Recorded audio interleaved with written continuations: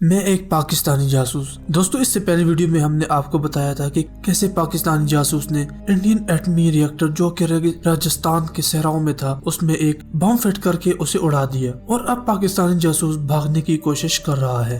میں اٹھا اور مشرق کی سمت تیز تیز چلنے لگا۔ صبح کا ستارہ پچھلے پہر کے نیلے نور میں بڑک رہا تھا۔ میں حیران تھا کہ جو روشنیاں مجھے پہلے دکھائی دے رہی تھی وہ کہاں چلی گئی۔ میرے چلتے چلتے آسمان پر صبح کا اجالا پھیلنے لگا، پھر مشرق کی جانب سے سورج کا سرخ تھال نمودار ہوا۔ میں چلتا گیا۔ سورج جب طلوع ہوتا تھا تو اوپر آتا ہوا صاف معلوم ہوتا ہے۔ جیسے جیسے اوپر آتا جاتا ہے ہمیں اس کی حرکت نظر آنی بند ہو جاتی ہے، پھر ہمیں دھوپ کو دیکھ کر ہی اندازہ لگا سکتے ہیں کہ سورج آہستہ آہستہ مشرق سے مغرب کی طرف جا رہا ہے۔ اور اگر حقیقت کی اصولوں کو روشنی میں دیکھا جائے تو سورج اپنی جگہ پر ہی موجود رہتا ہے، ہماری زمین کی جانب رخ کر کے مغرب سے مشرق کی طرف گھوم رہی ہوتی ہے۔ زمین کی دو حرکتیں ہیں، ایک تو سورج کے گرد گھومنے والی جو ماہ سال اور موسم بدلتے ہیں، اور اپنے محور کے گرد گھومنے سے دن رات پیدا ہوتے ہیں۔ یہ تو فزیکل سائنس کی باتیں ہیں، جتنی معلوم مجھے تھی میں نے آپ کو بتا دی۔ یہ میں اپنی داستان بیان کرنے باوجود اگر میں پولیس کی یا فوج کے نرغے میں آ گیا تو مجھ سے پوری پوچھ گچھ کی جائے گی کہ میں کون ہوں اور اس وقت اکیلا اس طرف کیا کر رہا تھا۔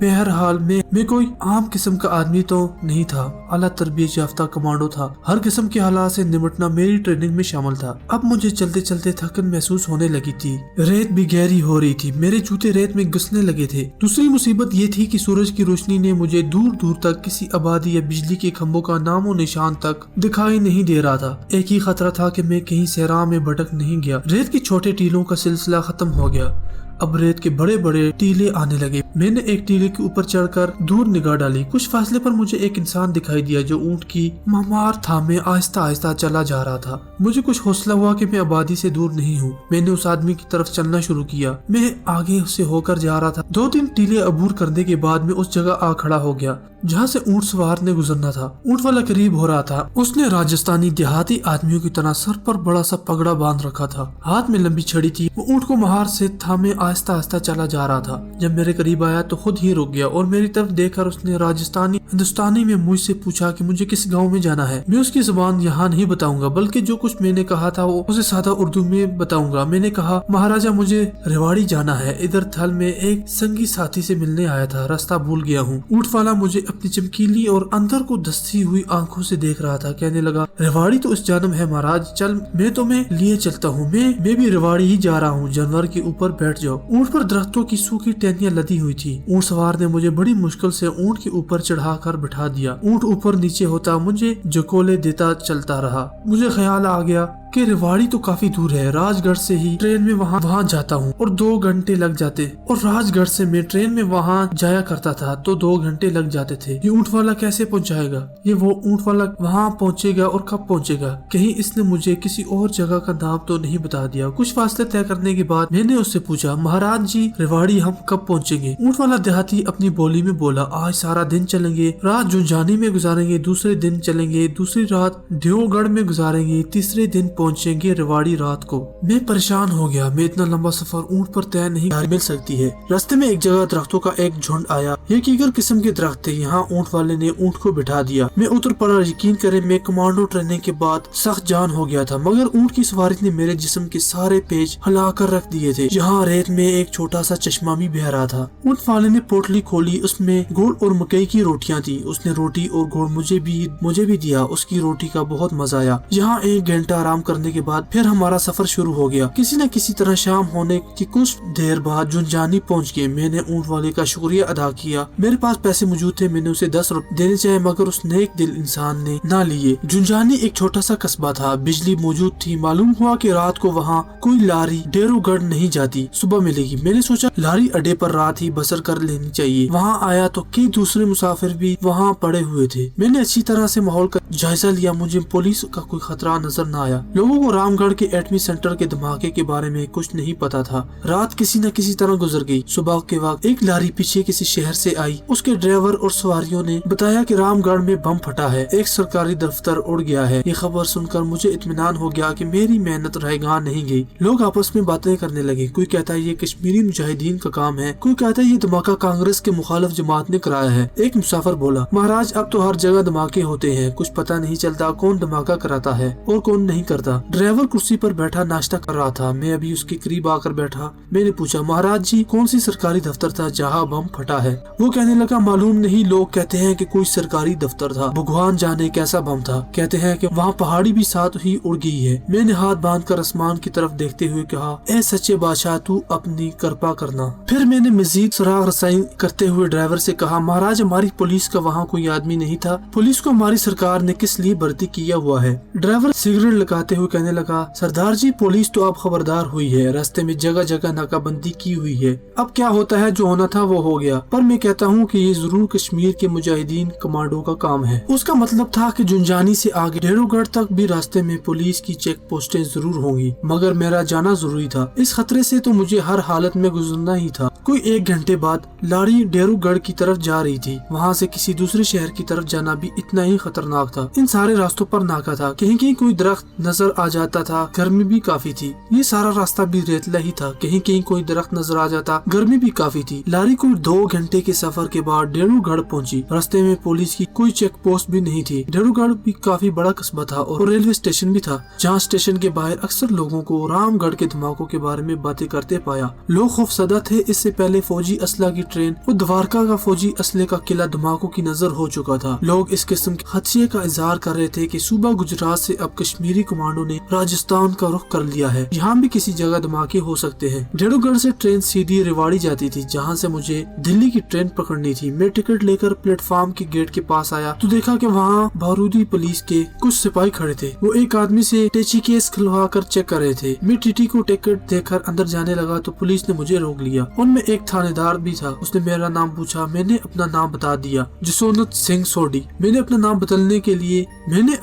बदलने की इसलिए जरूर मसूल नहीं की थी कि मुझे मालूम था कि एटमी मरकज की सारी एडमिनिस्ट्रेशन, इसके सारे दफातर और दफातर के रिकॉर्ड खौफनाक धमाकों की आग में जलकर राख हो चुका होगा। मेरा नाम एटमी सेंटर के इंतजामिया के रजिस्टरों में ही दर्ज था। थानेदार राजस्थान को मालूम था कि उसने मुझे घूर कर देखा और दूसरा सवाल किया, कहाँ से आ रहे हो सरदार जी? मैंने उस किस्म के सवाल के जवाब पहले ही से जहन में तैयार रखे थे। मैंने कहा, झुंझानी से 2 मील दूर ग्वादरस्थान था, उसके लिए यात्रा को गया था, अब वापस दिल्ली जा रहा हूँ। दिल्ली में गुरुद्वारा गुरु तेग बहादुर में ग्रंथी बाई के पास ठहरा हुआ हूँ, वहाँ से वापस अपने शहर अमृतसर चला जाऊंगा। मैंने एक ही बार में तमाम सवालों के जवाब दे दिए जो मेरे ख्याल में वो मुझसे इसके बाद पूछने वाला था। थानेदार ने एक सवाल कर दिया, अमृतसर में क्या करते हो? कोतवाली के पास रामगढ़ हाई स्कूल है, वहाँ हिसाब का टीचर हूँ। मेरे माता पिता भी कोतवाली के पास ही रहते हैं। ठीक है जाओ। यहाँ से मुझे रात के वक्त दिल्ली की गाड़ी मिल गई। इस गाड़ी में कुछ मुसाफिर राजगढ़ के भी थे। उन्होंने बताया कि रामगढ़ का पूरा कस्बा और इर्द गिर्द का सारा इलाका धमाकों के बाद उड़ गया है। सुना है वहाँ एटम बम बन रहा था। बम वहाँ से काफी दूर राजगढ़ में थे। हमारे मकान की छत उड़ गई, आधा रामगढ़ तबाह हो गया है। हम बड़ी मुश्किल से जान बचाकर वहाँ से भागे हैं। एक मुसाफिर ने कहा, एटम बम चल गया होगा। हाँ जी, आधी रात के वक्त शोले आसमान की तरफ बुलंद हो रहे थे। इतनी गर्मी हो गई थी कि हमने तालाब में छलांगे लगा दी। राजगढ़ के लोग गर्मी में झुलस कर भी मर गए, कोयले हो गए। इसमें कुछ न कुछ मुबालगा जरूर था। गर्मी से मुझे ख्याल आया, हो सकता है एटमी मरकज में मामूली सी मिकदार में अफसुदा प्लूटोनियम मौजूद हो, जिसने फटकर गर्मी की शिद्दत में इजाफा कर दिया हो। ऐसी बात हुई या ना हुई, लेकिन ऐसा जरूर हुआ था कि इस एटमी मरकज के प्लांट, रिसर्च लेबोरेटरी और सारा कच्चा यूरेनियम और प्लूटोनियम शोले बनकर उड़ गया था। इस वाक़े से भारतीय हुकूमत जो एटमी मिसाइल और प्लूटोनियम वारहेड असला की इब्तदाई तैयारियां कर रही थी,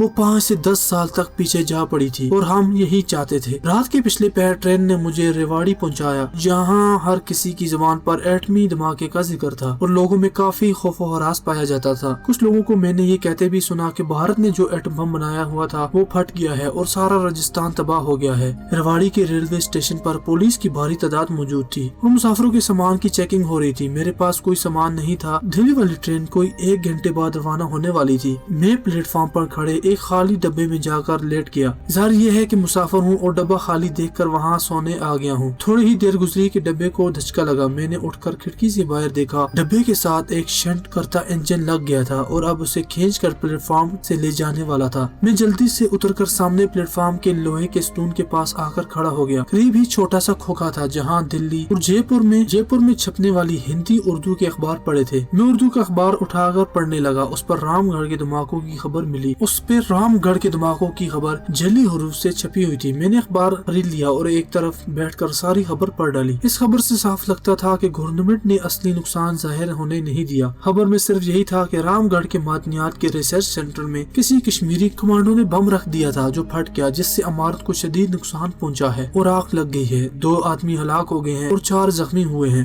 ये सारा झूठी खबर थी। भारतीय हुकूमत ने असल खबर को छुपा लिया था। हुकूमत असली खबर शाया करने वाली नहीं थी, लेकिन लोगों की जुबानी मुझे मालूम हो गया और खुद मैंने सेरा में रात को एटमी सेंटर की शोले आसमान की तरफ बुलंद होते देखे थे। मैं दूसरे रोज दिल्ली पहुंच गया। यहाँ भी अखबारों में एटमी सेंटर की तबाही की खबर छपी हुई थी। मैं स्टेशन से सीधा बस्ती निजामुद्दीन पहुंचा। वहाँ दरगाह शरीफ के गेट के करीब पब्लिक टेलीफोन बूथ से गुल खान को फोन किया। उससे बताया मैं आ गया हूँ। गुल खान ने कोड अल्फाज में कहा, तुम दस्तरखान बिछाओ, मैं खाना लेकर आ रहा हूँ। इसका मतलब तुम पुराने घर पहुँचो, मैं आ रहा हूँ। मैं मुगल शहजादे की खानकाह की दीवार के करीब से होता हुआ पुराने मुकाम पर आ गया। मुगल शहजादे की कब्र के करीब से गुजरते हुए मुझे ख्याल आया कि मुगल शहजादे की रूह ने मुझे कह रखा है कि मुझ पर अनकरीब कोई आफत नाजुल होने वाली है। मुझे होशियार रहना चाहिए। मैं एक बार फिर सोचने लगा कि ये आफत किस किस्म की हो सकती है। एक आफत से तो मैं कामयाब व कामरान निकल कर आ गया हूँ। मेरा कमांडो मिशन बड़ी कामयाबी से मुकम्मल हो गया था। मुझे इनकी निगरानी और हदायत के तहत ही मेरे कमांडो मिशन तरतीब पाते थे।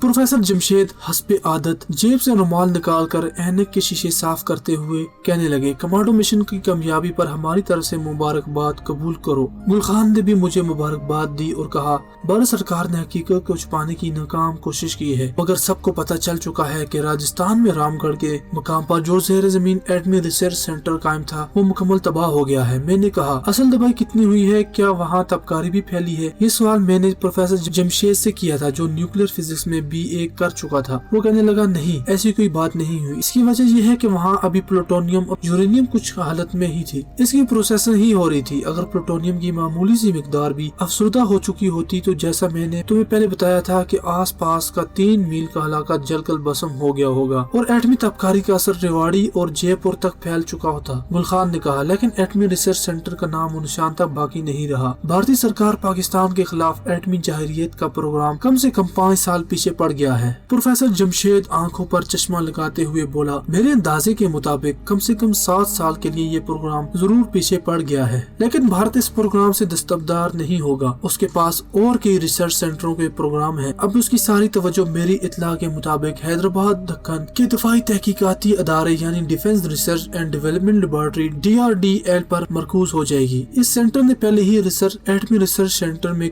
बड़े कामयाब नताइज दिखाए हैं। मेरी इत्तला के मुताबिक इस अदारे को भारत के हसास तरीन दफाई अदारे की हैसियत हासिल है। और सतम ज़रीफी की बात यह है कि भारतीय धूर्तमार मिसाइल के इस अदारे का बानी एक मुसलमान साइंसदान है जिसका नाम अब्दुल कलाम है। गुल खान ने बात आगे बढ़ाते हुए कहा, हमारा अगला टारगेट हैदराबाद दक्कन का ये धूर्तमार मिसाइलों का दिफाई रिसर्च सेंटर होगा, मगर इससे पहले हमें एक और मरहला दरपेश है। वो क्या है मुझे बताएं, मैंने पूछा। गुल खान ने कहा, जैसा कि तुम चाहते हो कि प्राइम मिनिस्टर ने खास अपनी निगरानी में एक खुफिया अदारा बनाया है जिसका पूरा नाम रिसर्च एंड एनालिसिस विंग रखा गया है। इसका मुख्तसर नाम रहा है। ये अदारा बैरूनी ममालिक में सरकार की खुफिया रिपोर्टें मुहैया करता है। अब इस अदारे ने पाकिस्तान में इंतशार और अफरा तफरी फैलाने के लिए तखरीबकारों को पाकिस्तान भेजने का प्रोग्राम वज़ा किया है। पहले ये भारतीय तखरीबकार इंडियन फौज के रिटायर कमांडो में से लिए जाते थे, लेकिन अब बाकायदा दहशतगर्द भर्ती करके इनको तरबियत देने के लिए दिल्ली से कुछ फासले पर एक खुफिया तरबीती कैंप कायम किया गया है। तुम्हें इस तरबीती सेंटर में बतौर एक दहशतगर्द भर्ती होकर वहाँ से सारी मालूमात हासिल करनी है। ये भारतीय दहशतगर्द ट्रेनिंग पूरी करने के बाद पाकिस्तान में कहाँ जाकर क्याम करते हैं और वहाँ इनको कौन कौन से भारतीय जासूस हैं, ताकि हुकूमत पाकिस्तान को इन तखरीबकारों की पूरी रिपोर्टें मुहैया कर ताकि इनका खात्मा किया जा सके।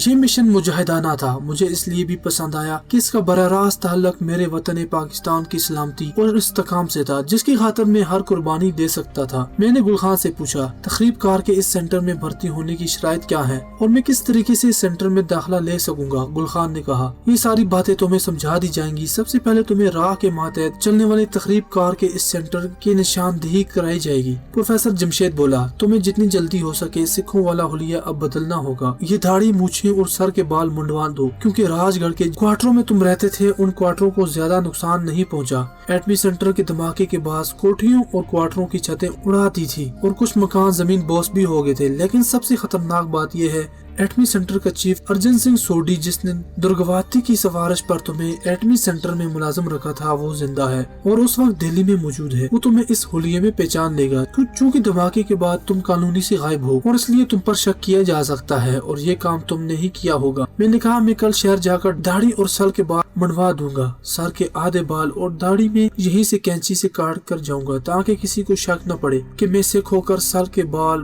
मंडवा रहा हूँ। गुलखान कहने लगा, मैं चाहता हूँ कि ये काम तुम मेरे जाने के बाद ही कर डालो। तुम्हें शहर जाने की जरूरत नहीं, इस बस्ती के बाहर ही नाई मिल जाएगा। ठीक है, मैं आज ही बालों का सफाया करवाता हूँ। गुलखान और प्रोफेसर दूसरे दिन सुबह के वक्त आने का वादा करके चले गए। उनके जाने के बाद मैंने पगड़ी वगैरह उतार कर प्लास्टिक के लिफाफे में कृपान कड़े के साथ ही बांध दी और कैंची से अपने सर के बाल आधे से ज्यादा काट डाले। इसके बाद दाढ़ी और मूछें भी जितनी तराश सकता था तराश डाली। अब मेरा हुलिया सिखों वाला नहीं था। मैं अपने गर्दन तक आए हुए बालों और दाढ़ी के साथ कोई शायर या कवाल लगता था। मैंने चीजों को एक तरफ संभाल कर रखा और मकान के दरवाजे को ताला लगाकर बस्ती की तरफ चला। बस्ती निजामुद्दीन औलिया के आसपास अभी इतनी ज्यादा आबादी नहीं हुई थी और नई कॉलोनियां अभी नहीं बनी थी। सन 1960 तक यहाँ काफी सुकून था। मैं बस्ती के शिमाल की जानब निकल गया। मेरा ख्याल था कि वहाँ कोई न कोई देहाती हजाम मुझे मिल जाएगा जो आमतौर पर किसी दरख्त के नीचे तख्त पोश होकर कुर्सी डालकर लोगों की हजामतें करते थे।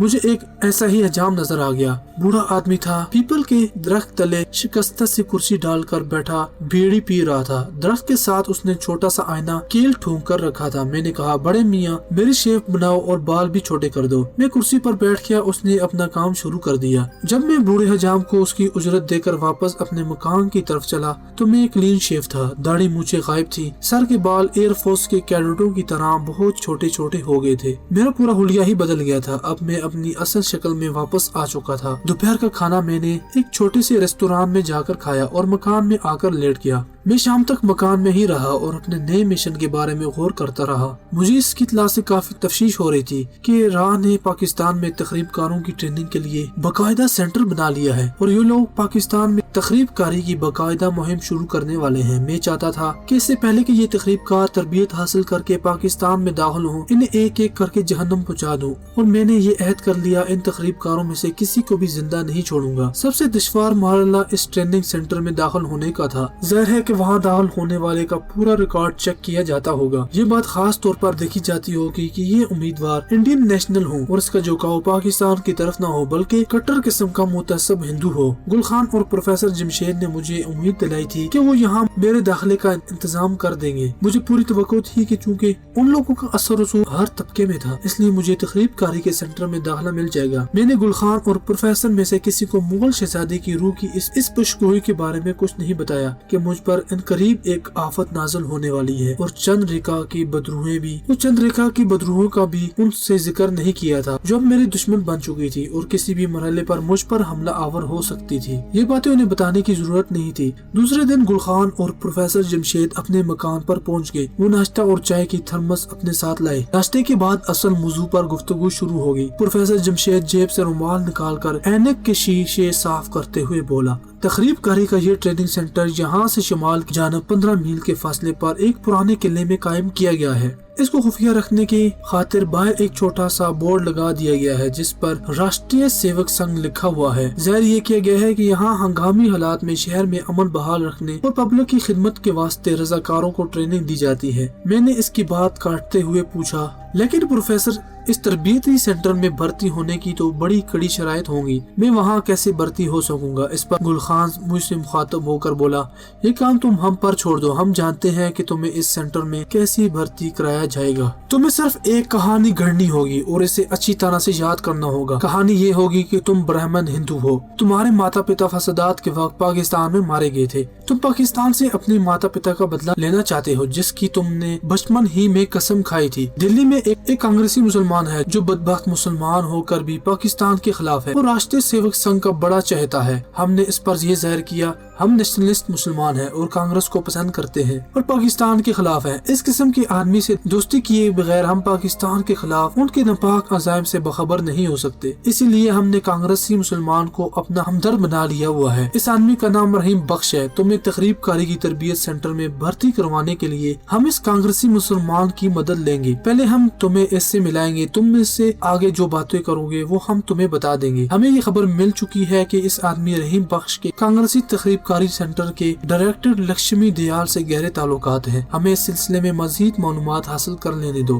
جیسے ہی ہماری معلومات مکمل ہوگی ہم تمہیں کانگریسی مسلمان کے پاس لے جائیں گے۔ اس دن میرے نئے کمانڈو مشن پر کام شروع ہو گیا۔ ایک ہفتہ گزر گیا۔ اس دوران میں گل خان کی ہدایت کے مطابق مکان میں ہی بند رہا۔ اس ہدایت کے مطابق میں نے ہندی میں لکھی ہوئی گیتا کا مطالعہ بھی شروع کر دیا تھا۔ ہندی زبان میں روانی سے پڑھ بھی لیتا تھا اور لکھ بھی لیتا تھا۔ گجرات میں میناکشی کے ہاں رہ کر میں نے گجراتی زبان بھی بولنی سیکھ لی تھی۔ ہندو دیو مالا اور سنسکرت کا تفصیل سے مطالعہ میں نے کشمیر کے بزرگ صوفی کی مدد سے کیا تھا۔ یہ باتیں میرے کمانڈو کیریئر کے لیے بہت ضروری تھی، کیونکہ میں دشمن کے ملک میں تھا اور دشمن ملک میں رہتے ہوئے اور وہاں ان کے پاس پاکستان دشمن عزائم کو تباہ کرنے کے لیے دشمن کی زبان اور اس کے لیے کلچر کا جاننا بہت ضروری تھا۔ گل خان نے مجھے گیتا کی ایک چھوٹی سی کتاب بھجوا دی تھی۔ میں رات کے وقت موم بتی کی روشنی میں اسے کہیں سے پڑھ لیا کرتا تھا۔ اس مکان میں بتی نہیں تھی اور رات کے وقت موم بتی اس طرح روشن رکھ سکتا تھا کہ اس کی روشنی کھڑکیوں میں نہ پڑے۔ اس دوران گل خان اور پروفیسر جمشید کا کانگریسی مسلمان کے ساتھ اپنے مشن میں مصروف تھے۔ ایک ہفتے بعد گل خان اکیلا شام کے وقت میرے پاس آیا اور اس نے بتایا کہ پرانے قلعے والے ٹریننگ سینٹر میں میرے داخلے کے لیے راہ ہموار کر دی گئی ہے۔ کل دوپہر کے بعد تم میرے ساتھ کانگریسی مسلمان رحیم بخش کے ہاں چلو گے۔ تمہارے بارے میں انہیں یہی بتایا ہے کہ تمہارا نام مرلی پرشاد ہے۔ تمہارے ماتا پتا لاہور میں فسادات میں مارے گئے تھے۔ تم آزادی ملنے کے بعد اب تک بھارت کے مختلف شہروں میں در بدر پھرتے رہے ہو۔ دلی میں تمہاری مجھ سے ملاقات ہو گئی ہے۔ تم نے میرے آگے اس خواہش کا اظہار کیا کہ تم پاکستان سے اپنے ماتا پتا کی موت کا بدلہ لینا چاہتے ہو اور آگے میں بات کر لوں گا۔ کچھ دیر تک مجھ سے باتیں کرتے رہنے کے بعد گل خان روز دوپہر کے بعد آنے کا کہہ کر چلا گیا۔ دوسرے روز ٹھیک وقت پر میرے پاس پہنچ گیا۔ وہ میرے لیے تنگ موہری کا ہندوؤں والا پاجامہ اور کھدر کا کرتا، نہرو کٹ جیکٹ اور کھدر کی کانگریسی ٹائپ کی صدری بھی لایا تھا۔ یہ کپڑے پرانے ہو رہے تھے، نئے نہیں تھے۔ میں نے اسی وقت انہیں پہن لیا۔ اس مشن کی راہ میں سب سے بڑا خطرہ درپیش تھا کہ میں نے اس کے بارے میں گل خان سے کہا، وہاں میرے میڈیکل چیک اپ تو ضرور ہوگا۔ اس صورت میں اپنے مسلمان ہونے کو نہیں چھپا سکوں گا۔ بہتر تھا کہ مجھے کٹر کانگریسی مسلمان کی حیثیت سے متعارف کرایا جاتا۔ گل خان نے کہا، پہلی تو بات یہ ہے کہ مسلمان خواہ وہ کتنے ہی کٹر کانگریسی ہی کیوں نہ ہو بھرتی نہیں کرتے۔ یہ ان کا پہلا اصول ہے کہ تقریب کار ہندو ہی لیا جائے گا۔ وہ ایک سکھ پر بھی بھروسہ نہیں کرتے۔ دوسری بات یہ ہے کہ حقیقت میرے پیش نظر تھی کہ جس شخص کی سفارش پر تمہیں تقریب کار کی تربیت سینٹر میں بھرتی کرایا جا رہا ہے اس کا قد اثر رسوخ ہے کہ تمہارے میڈیکل چیک